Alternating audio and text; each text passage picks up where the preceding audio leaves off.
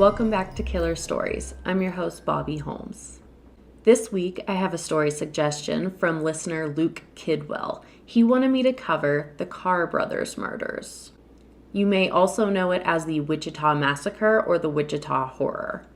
With the exception of BTK, this case is one of the most brutal and infamous crimes in Wichita history.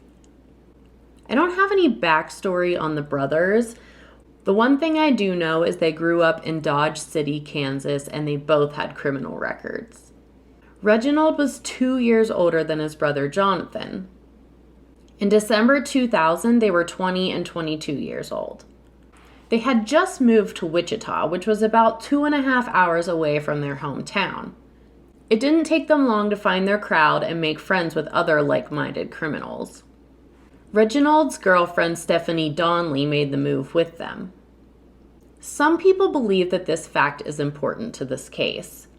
The Carr brothers were black and Reginald's girlfriend Stephanie was white.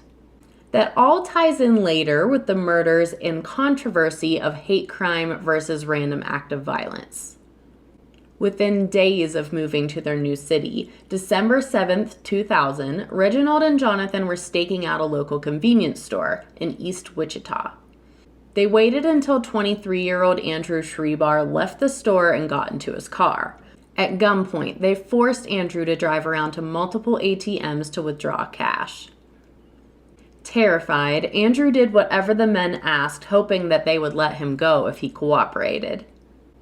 Again, I'm not trying to make this about race, but just to state the facts, Andrew was white. Just so I don't have to specify with every victim, all the victims in the story are white. After they were happy with the amount they stole from Andrew, the brothers split up. One stayed in the car with Andrew while the other followed in a different vehicle. They had him drive to a secluded field where they threw him on the ground and beat him over the head with the butt of their pistol. They shot the tires of Andrew's car and took off. Andrew was able to report this to police, but nothing came of it. 4 days later, Reginald and Jonathan were scoping out a neighborhood in East Wichita. They were looking for an SUV. They planned to steal one and use it to abduct people and drive them to ATMs like they did with Andrew. 55-year-old Linda Walenta was idling in her driveway. One of the brothers walked up to the car. She cracked the window to see what they wanted. It sounds harmless. Maybe they were lost, needed directions. I get that people are trusting and want to see the good in people. I don't trust anyone. I don't answer my door if I'm not expecting guests and would probably drive away if a stranger approached my car. My feelings about stranger danger are strong. My husband thinks I overreact, but I'd rather come off as rude than wind up a victim. When Linda cracked her window, she probably never expected one of the Carr brothers to stick a gun sideways into the small opening. She punched the gas. As she did that, he repeatedly pulled the trigger. The brothers fled the scene and Linda was rushed to the hospital. She gave a statement to police describing the men. The shooting left her paralyzed from the waist down, and unfortunately, she died 3 weeks later. 3 days after the shooting of Linda Walenta is when the real horror begins. Not to downplay the robbery victims or the life of Linda Walenta, but what the Carr brothers did on the evening of December 14th was especially heinous. Yes, just like Law and Order SVU. There were 5 victims in the Wichita Massacre, and luckily one survived. She will be referred to as Holly to protect her identity. Holly was 25 years old and worked as a school teacher. She was dating a fellow teacher who also coached the basketball team, 26-year-old Jason Beffert. On the evening of December 14th, Holly came over to Jason's house. He wouldn't be home till a little later because he was still at the school coaching basketball practice. But Jason lived with 2 other college friends, 27-year-old Bradley Haka and 29-year-old Aaron Sander. They were both home at the time. Holly brought her dog with her, a schnauzer named Nikki. She went to Jason's room to work on grading papers until he was finished with practice. Around 9 p.m., Aaron's ex-girlfriend, 25-year-old Heather Muller, came over. Apparently, they were still friendly. Around 10 p.m., they all wound down for bed. Jason double-checked that the doors were locked, and he, Holly, and Nikki slept in his bed. Bradley had a room in the basement of the house. Aaron slept on the couch, allowing his ex-girlfriend Heather to sleep in his bed. There are a lot of people in this story, so I hope I haven't lost you already. It doesn't help that the Schnauzer has a human name. Jason was still awake around 11 a.m. when he saw the motion light for the porch kick on. A moment later, his bedroom door flung open. In waltzed Jonathan Carr, pointing a gun at them. Just then, Reginald walked in with Aaron and a gun pointed at his head. He threw Aaron on the bed and demanded to know if anyone else was in the house. They were terrified and decided it would be best to cooperate, telling them about Bradley and Heather. They were all brought to Jason's bedroom. The Carr brothers wanted money, but none of them had any cash. They told them just to take whatever they wanted from the house. But at this moment, the brothers had something else in mind. With both Reginald and Jonathan pointing guns at them, they were asked to take off their clothes.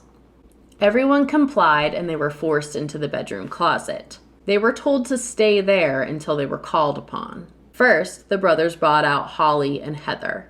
They made the girls fondle and perform oral sex on one another. They exchanged Heather for Bradley, forcing him to have sex with Holly while they watched. They sent Bradley back to the closet and grabbed Jason. They made Jason and Holly have sex and somehow realized that they were an actual couple and made them stop. They sent Jason away and traded him for Aaron. But Aaron refused to have sex with Holly. One of the brothers hit him in the face with their gun.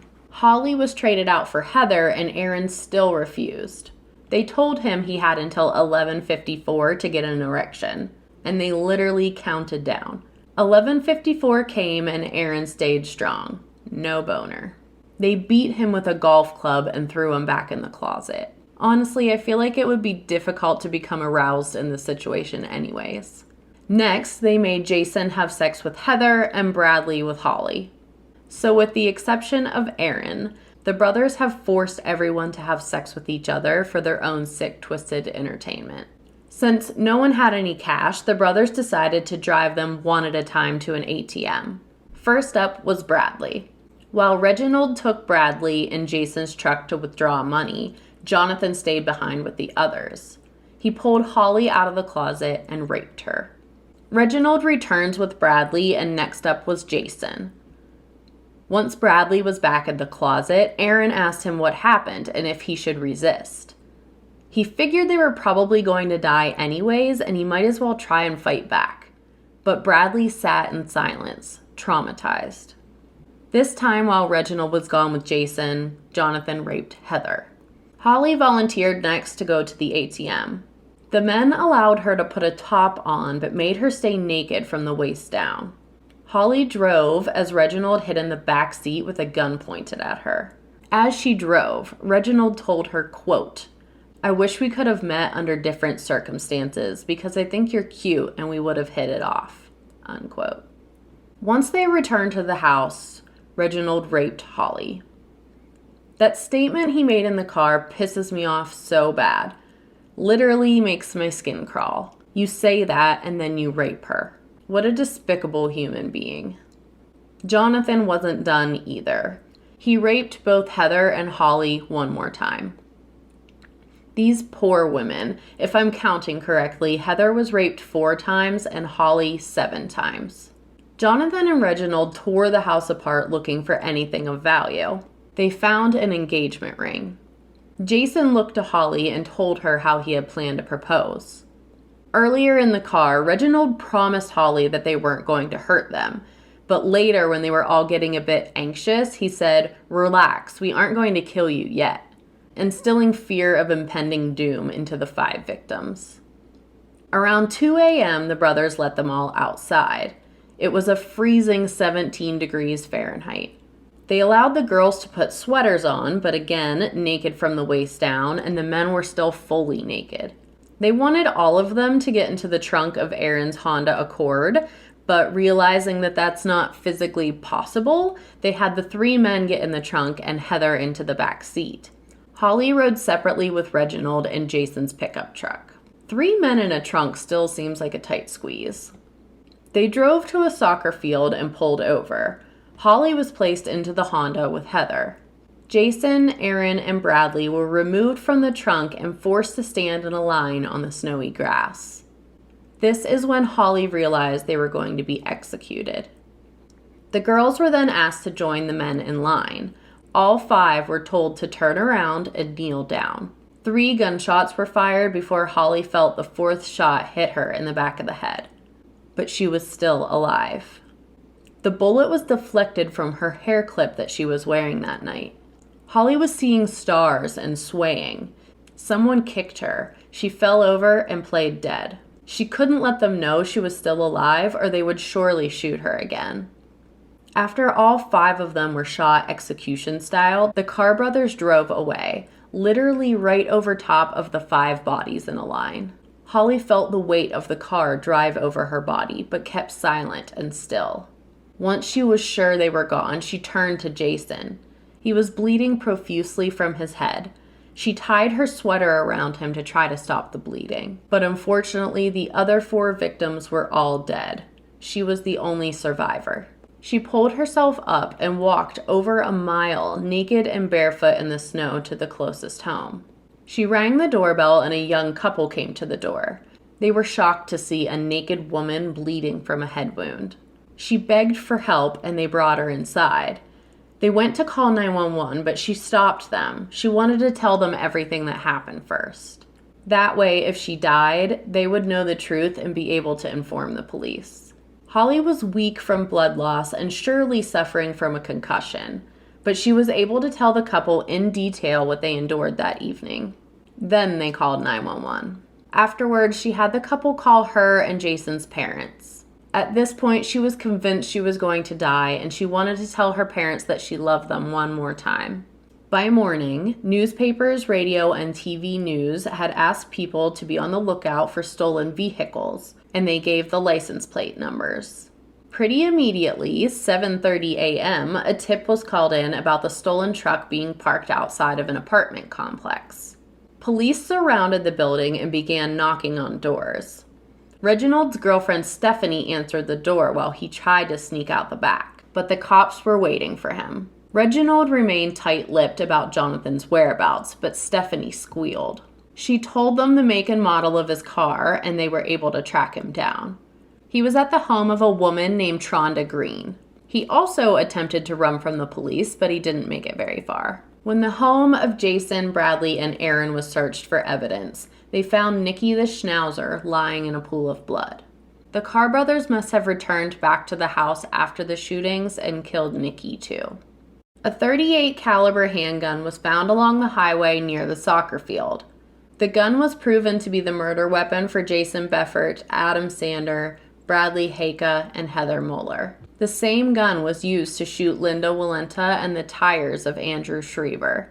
The Carr brothers' defense teams tried every trick in the book. They wanted separate trials. Jonathan would put the blame on Reginald and vice versa. That was denied. They committed the crimes together and they would be tried together. They attempted to have Jonathan ruled unfit to stand trial, but 2 different psychiatrists interviewed him and reported he was sane. I just wonder how that works, because I'm sure the defendant will pretend to be insane even if they aren't. I assume psychiatrists know when someone's faking it. But in last week's story, over a dozen psychiatrists said that Richard Chase was sane, and he was obviously not. The brothers' criminal records was brought to light in court. Theft, aggravated assault, drug charges, drunk driving, violating parole. The list goes on and on. And don't forget, they were only 20 and 22 at the time of their arrest. That's quite the rap sheet for being that young.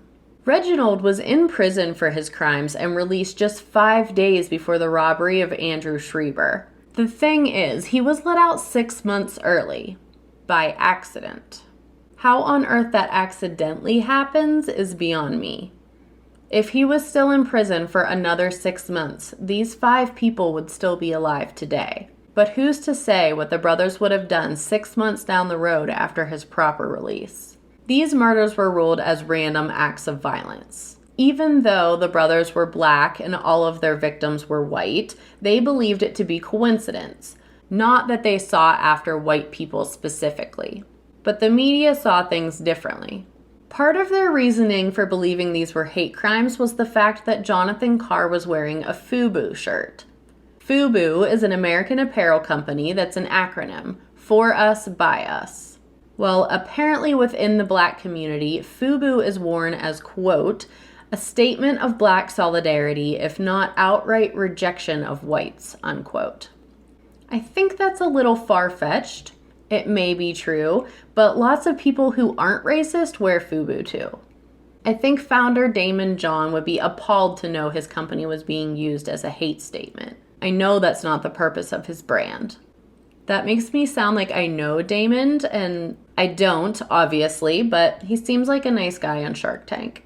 People thought if the races were reversed and it was two white men who did these horrific crimes to a group of black people, it would most definitely at least be investigated as a hate crime. An investigation would consist of looking through personal belongings of the perpetrators and find if they have other evidence of racism. It turns out that this case was never treated as a possible hate crime. They did not search for any evidence of racism against white people in the home of the Carr brothers. Because Reginald's girlfriend was white, they assume he was not racist. But we have no idea what their relationship was like and how he treated Stephanie. I'm not sure how much it matters what types of crimes they're classified as. The fact is, 5 people are dead, and they were murdered in cold blood.